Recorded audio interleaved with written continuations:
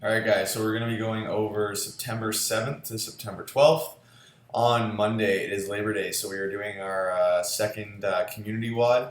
So keeping up the theme of when we have the holidays, we're going to have you guys in, do a big community WOD, and have some fun with that. So we have the 2 time slots. You guys can sign up through Zen.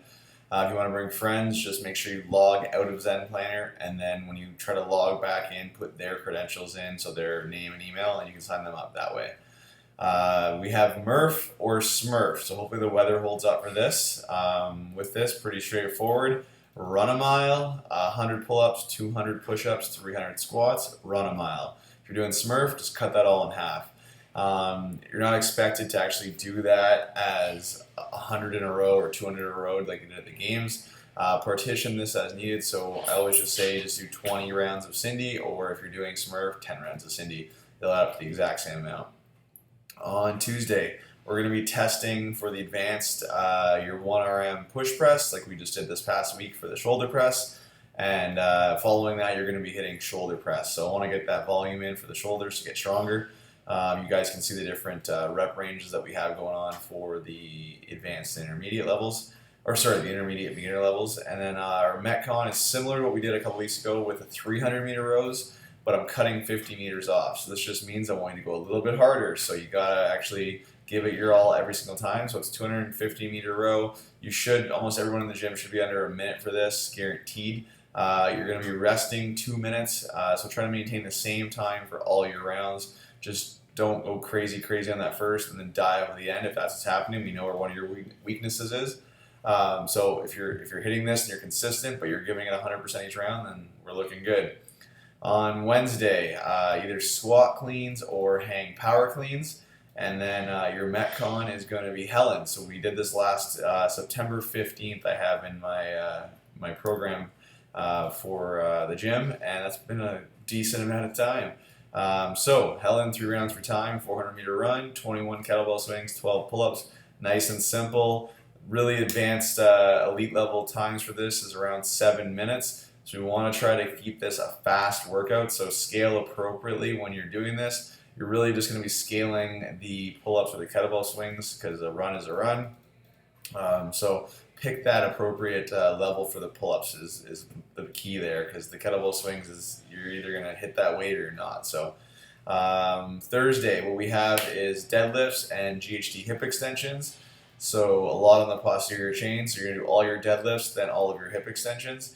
Then we have a Metcon of a 10-minute alternating EMOM. So some of you will start on the conditioning piece, so the Airdyne or the rower, and some of you will start on the other part, which is actually just as many wall balls as you can possibly get. So the goal here is to accumulate as many wall ball reps as possible, but if you're picking the advanced level or intermediate or beginner, for whatever it may be for the rower or the Airdyne, you need to stay at a certain pace. So if you're doing advanced on the Airdyne, for instance, you have to hit 15 or 12, so men or women respectively. And if you start slacking on that, you're going to have to actually cut into your reps that you've accomplished for your wall balls. So the score is going to be the wall balls and then minus anything that you missed on the calories.